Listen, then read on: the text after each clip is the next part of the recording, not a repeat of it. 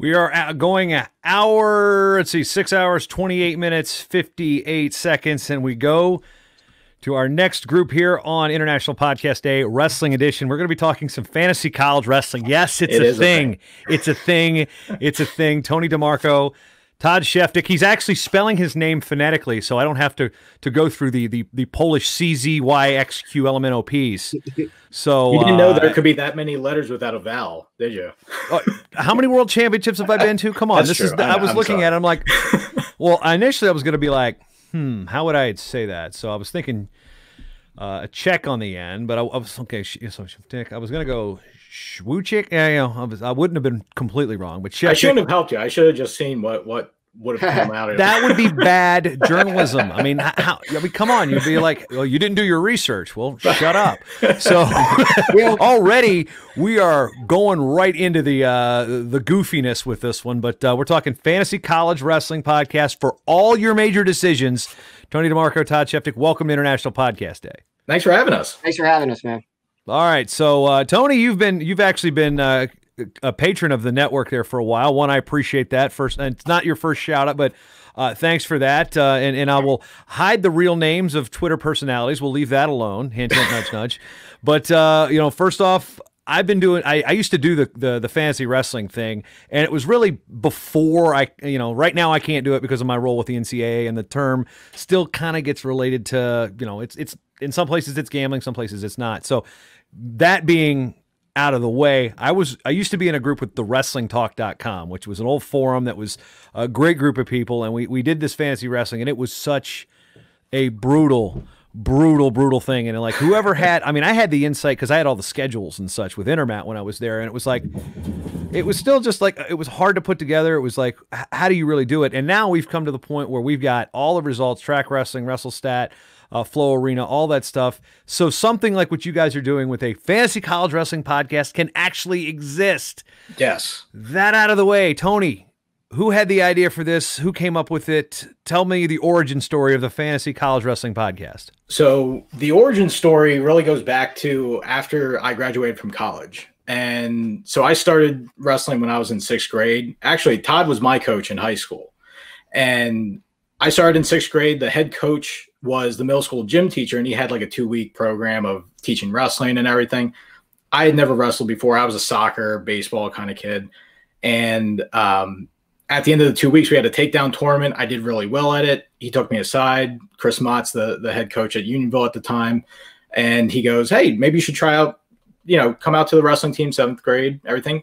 Got involved with it, loved it, went all the way through high school, choked 3 times at districts, myself personally.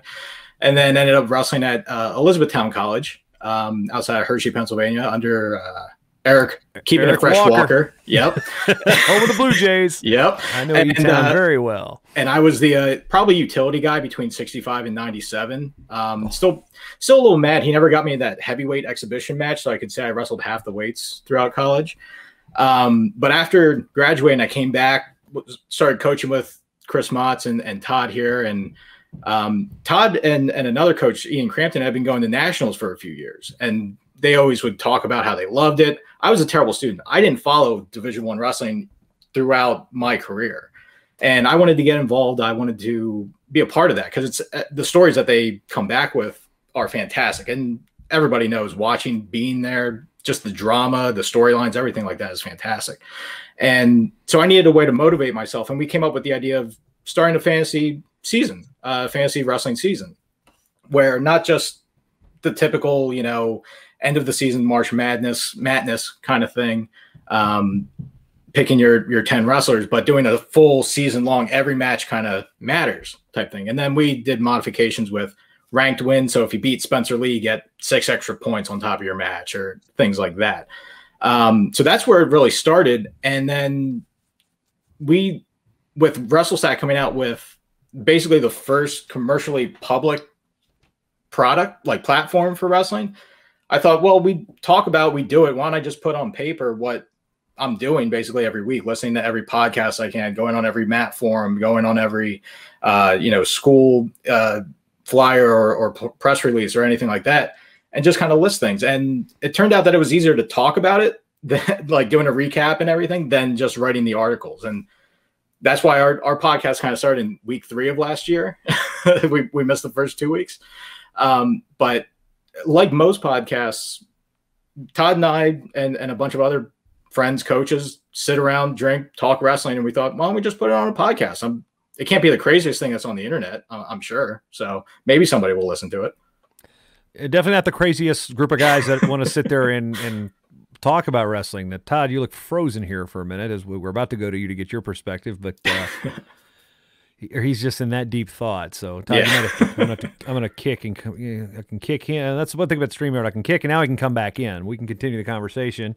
I think he's going to get the hint, or you can text him. But so, where is home for you? Because I hear E-Town. I'm thinking that's definitely 717 area. Are you still around there? No, I'm actually outside of Philadelphia. So those familiar with Southeast PA, Delco Pride, outside of Westchester, Pennsylvania, Glen Mills specifically. Okay, yeah. So I know Westchester. I've heard of Delco. So also you might want to text him to jump back in as we fill the time here. So when we get to here he comes. So we'll add him back. There he goes. You got the hint, Todd. You're good. So now explain the relationship. You said you were his coach, and how does he talk you into doing this podcast? Oh, he just brought it up one day. He goes, "Hey, we are doing our fantasy league for a couple of years," and he said, "Would you be interested in talking about it, like in a podcast?" And I was like, "Yeah, that'd be great." And we started, just kind of off the cuff. We would just bring up some stuff and talk fantasy wrestling, but also talk about the college landscape, transfers, who was redshirting, who was gray shirting, possible backups, guys who you would send to open tournaments. And, it went from there. And I think we started with 4 listeners. I think we're up to 12. So we've tripled our audience, which is great. But it's been a lot of fun, and its show has really grown. And we get off tangent a lot, but, we're always getting back on track, and we're talking about wrestling. A little harder now with COVID because there's not much wrestling going on, but excited to hopefully get some of the season in and see how we go from here with our fantasy wrestling podcast. One thing is also, you add a video component to things, you add audio components to things. We've seen that all across the board. I'm just impressed by the bottle collection you got back behind there, Tony. Thank you. That's kind of my other geeky side. I collect like old medicinal bottles, whiskey bottles, things like that. So, got to show it off, right? I'm going to zoom and see. I'm going to bring it up. Okay, so obviously you've got the wrestling branding there. So right, which ones do you drink? Which ones do you don't? Because I'm trying to get a lay of the land here because we've got you full screen. All these are medicinal bottles. Warner's Safe Cure. Right, where is it? Here is the Bud Light that I won from when the Eagles won the Super Bowl, and Bud Light paid for my 6-pack. So that doesn't get drank. Fantasy Trophy. Where is it? Here, right here, if you can see it. Ah, okay. Yeah. But don't drink any of these. I mean, they're from the 1800s, so maybe not drinking too many of those. There might be actual legitimate snake oil in some of those, right? Yes, absolutely. Do you have anything that says snake oil on it? No, but that would be cool. Because if you're talking medicinal bottles and collector's items, that would be something that would be so meta. It's like, look, I actually have snake oil. Right. Well, here we go. So not even on our podcast, we're going on a tangent. Hubert Warner from Rochester fame, he used to sell safes. He got Bright's disease, a kidney disease, took this kind of snake oil medicine, says it cured him, bought the patent, and then started selling his own Warner's Safe Cure, which had a big picture of a safe on it because back then it was all about pictures. Not everybody could read necessarily, so you go with symbolism.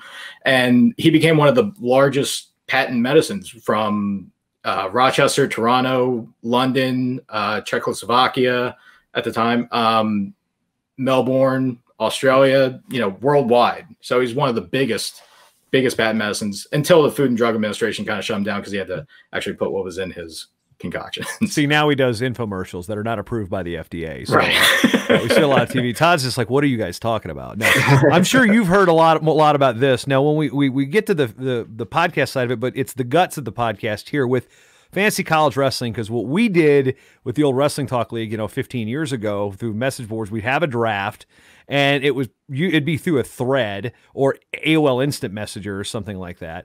And then we'd have our picks, and then you'd set your lineup and like have 1 or 2 flex, meaning it's pick a weight, and you scored your points based on dual meet scoring, even though if it was a tournament or a dual meet or whatnot. So how is the scoring format set up for fantasy college wrestling for you guys' league, and how did you guys come up with it, and how has it been altered over the years?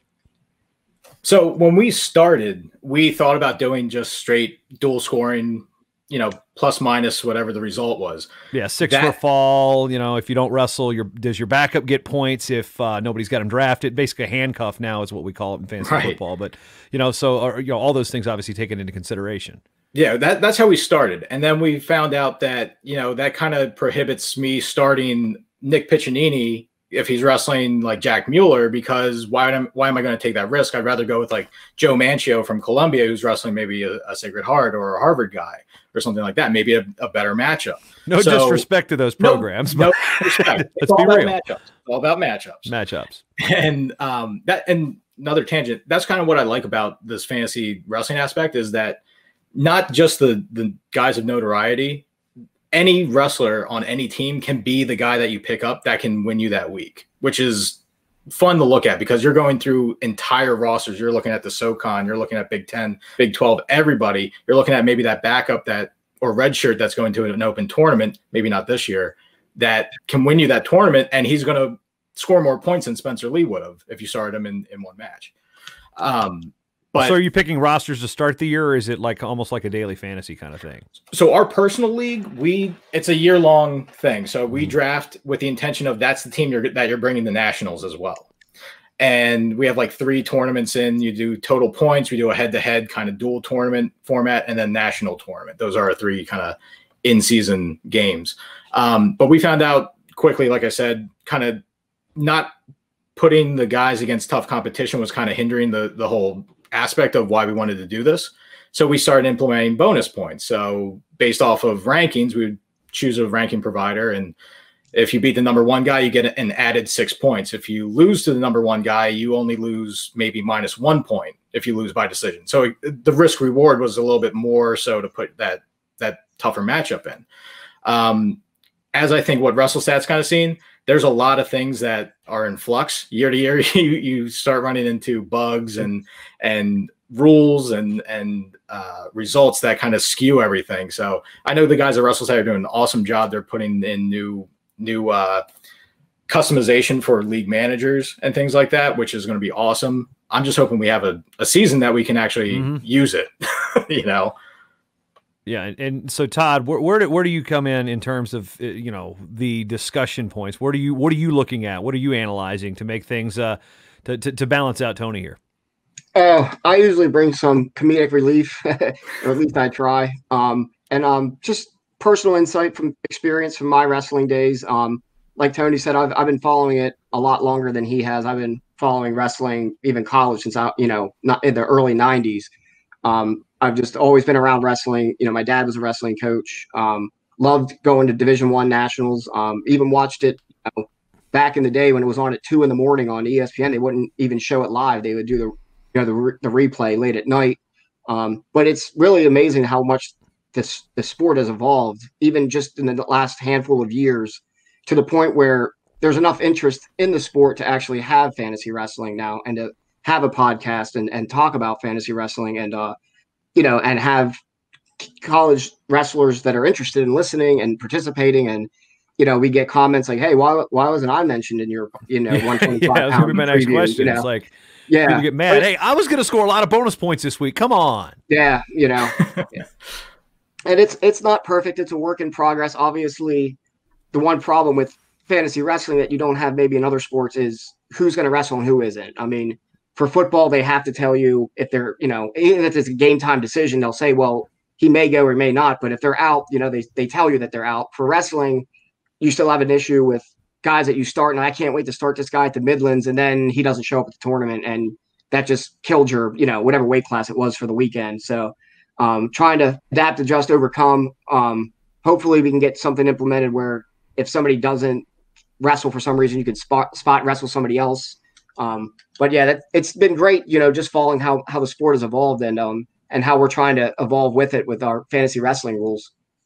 I know when we were doing the Shane Jensen was the guy that was behind the fantasy wrestling on the Wrestling Talk, years ago, and We've had a couple people that were involved in that league. One guy would make so many trades. I'm like, come on, dance with your date, man. It was like, I think he made probably 100 trades, and he won because he was trading every single week. I'm like, come on, man. I mean, I've had Mitchell Polkowski from Northern Colorado on my team for 6 years because he took an LDS mission in between there too. In terms of formatting it, and because I listen to Fantasy Pros podcast, and obviously since I've been listening to that show and using their tools for fantasy football, fantasy baseball, my performance has improved. There are people that actually spend a lot of time looking at this stuff, and when you look at that, and then there's more than just one fantasy wrestling podcast out there too. I mean, we talked to Jacob Hughley earlier about what he was doing with HMA Fantasy, and there's various ways you can have a fantasy wrestling league, but what makes you, is it the show more about your league, or is it about anybody out there? It's obviously catered to that scoring, but where's the enticement for people that aren't in a league to maybe get into it, or that maybe in other leagues, because they're kind of, I don't want to say underground, but they're underground in terms of how they find listening to your show beneficial to them if their scoring is different, for example. Yeah, we cater mostly to like a WrestleStat scoring platform. So whatever WrestleStat's doing, we're kind of going like ordinary scoring through that. So because that being commercially available, because it is very time consuming, it's labor intensive to score your own. I know from doing it in the past 7 years, having to wait for that 11:30 p.m. East Coast start time for the Oregon State, North Dakota State match, and what's his name? Armavir Desi being the last match of the night. You have to wait to see that result before you can input it.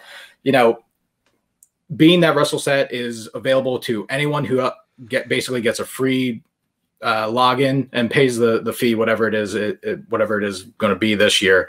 That's kind of who we cater to. That's who our podcast is aimed at. So you have a week that you're not sure you want to start this guy. You don't know who you should pick up. This guy is injured. I don't think I can start him. Who should I pick up instead?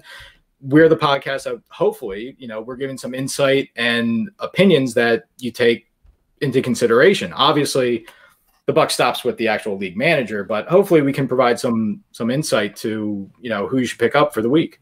Yeah, we try to show you matchups which are more favorable for certain wrestlers. So maybe you have a Pat Glory at 125, and you also have Nick Piccinini or Spencer Lee, and we show you the different matchups, and maybe one's going to do a quad meet and the other wrestler's just going to wrestle one dual meet, and we'll say, hey, if you have both of these guys, you might want to wrestle Pat Glory this weekend because he's going to wrestle 3 matches where Spencer Lee or Piccinini is only going to wrestle 1. So you'll get more fantasy points if you start the other guy this week. Not saying that the other guy's a better wrestler, but there are certain situations where it's advantageous to start one wrestler over another. And it could even be like, your backup that's going to an open tournament or another tournament where your starter is only going to wrestle in one dual meet. So you may want to go with that other guy that's going to that tournament. Even if he takes a loss and finishes third, he'll still get you more points than that one guy will at one dual meet. So that's the other thing we kind of break down is who you should start and who you should sit. And for matchups that might be, the Marinelli versus Isaiah White, that might not be for a WrestleStat what you want to. If you have either one of those wrestlers, maybe you're not starting them because it's too much of a toss-up. But we'll still give an insight into it in case you have a league like ours that might have ranking bonus points attached to it or something like that. So we kind of run through good matchups on both sides, not just WrestleStat leagues and that kind of scoring, but also for like our own league. We'll give an insight to where we are and what our thought process is with pickups and matchups.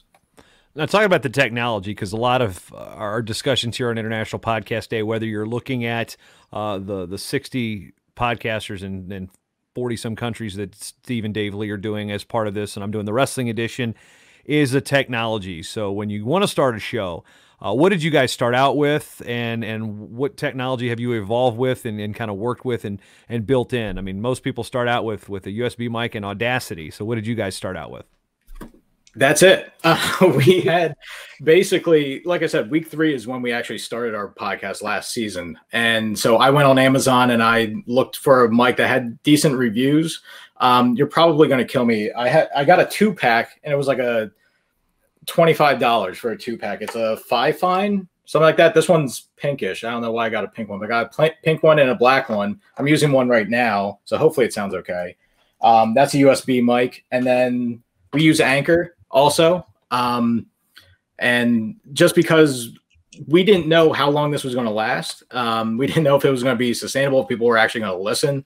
We started out with, I think, 12 listens on our first podcast, and now we're with our new Reckless Speculation series that we're doing. We're getting close to, if not more than 100, depending on the episode, listens on Anchor, which may not sound like a lot to the bigwigs, before us and that are coming after us. But to us, being from kind of nowhere, that's impressive for me, at least. But yeah, we use Audacity too to splice in our intro, outro music, and maybe we'll upgrade our technology if we get maybe into the 20s with our listeners. I don't know. Maybe.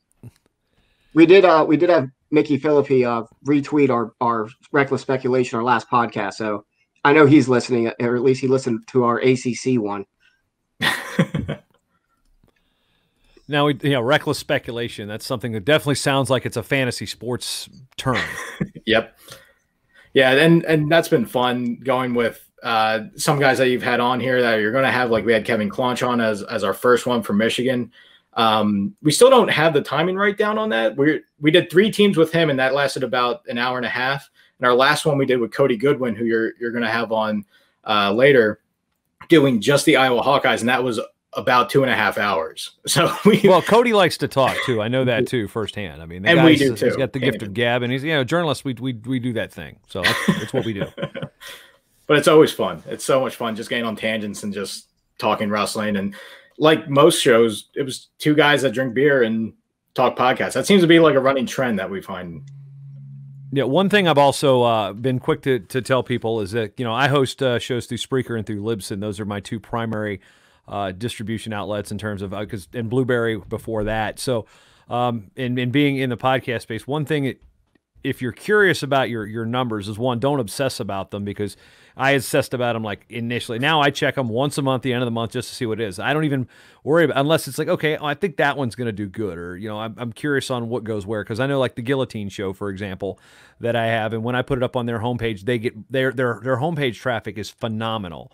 So usually something there gets a ton of views if it's related, if it's not just the Guillotine Show. If there's an On the Mat that features, say, Brandon Paulson, that gets put up there, and just the numbers are big, because certain viewers of websites and whatnot, if it's on the front page, they're going to hit play, and it's not an autoplay. It's not cheating it. And then you look at where I'm going with this story is Libsyn has a show called The Feed, and at every other episode they do the podcast stats of the mean downloads, for their clients, and they have like 27,000, 30,000 users. So that's a pretty good cross section to say. And then they said like the median or median.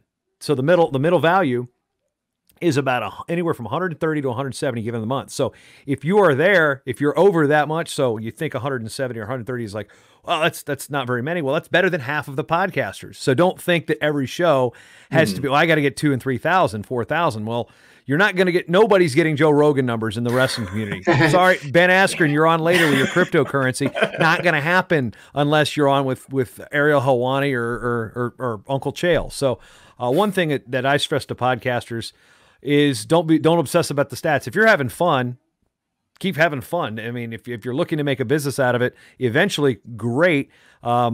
Eventually great was what happened to me. I was like, I can make a business out of this after I realized that, okay, I'm going to have to do something on my own. So one thing is don't obsess over the stats. Now, moving forward, we don't have the off season. Do you guys take season breaks? How does your scheduling work because right now we don't know when we're going to have a season. So how is that impacting your show schedule? It's killing us because the uncertainty. So after nationals, yes, I say nationals on national title or whatever, states. We kind of take a little bit of a break during the summer because that's more research. That's taking in all the numbers, looking at, who was the high man on the totem pole in each weight. Drew Hildebrandt was the highest 125 guy. Evan Cheek was the highest 141 pounder in front of Luke Pletcher and Nick Lee this season. He's obviously graduating. So research is really during the off season, but because of COVID and we don't know what the start time is going to be, assuming it's, and you know what they say about assuming, but assuming it's January 1st, and no team has come out with their schedules, which is killing me too, because schedules are a huge part of your drafting strategy and what matchups you're going to have. Spencer Lee is going to have all the top competition in the Big Ten compared to, maybe I don't know who's another 25-pounder at maybe Nick Sirianno, we'll say, going 125 or something like that, and he's not going to be wrestling maybe a lesser Big Ten schedule. Maybe between the two, you're picking Nick Sirianno instead of Spencer Lee. I don't know. It's killing because we can't really give any insight to who we should pick or who we shouldn't pick or draft above or below. So without knowing the schedules or anything, it's killing us. But ultimately, once we get the schedules out, we'll be putting out like a master schedule with all the teams. We'll be putting out who we think should be drafted as your number one pick, things like that. Our articles are on Matt Scouts right now through Rockfin. So you can go through and click through that, do your research for the upcoming drafts, and hopefully we'll have some more material coming out with that too. Yeah. The other thing that's kind of killing us right now is red shirts with the Olympics. Obviously the Olympics were supposed to be this summer, and now they're next summer, and who's going to take another Olympic red shirt, and not wrestle this year. And you definitely don't want to, draft somebody unless you have a dynasty league where you keep people, but if you don't want to draft somebody that's not going to wrestle this year because they're going to take another Olympic red shirt. So, guys like Yanni Dikamahalis, Spencer Lee, guys that have Olympic aspirations may not wrestle this year. Gable Stevenson at heavyweight. So that kind of will factor into it too. I'd love to be able to, at least get some kind of information on who's going to redshirt and who isn't, so that we could also give, make sure that people know ahead of time not to draft certain guys if they're not going to have even wrestle this college season.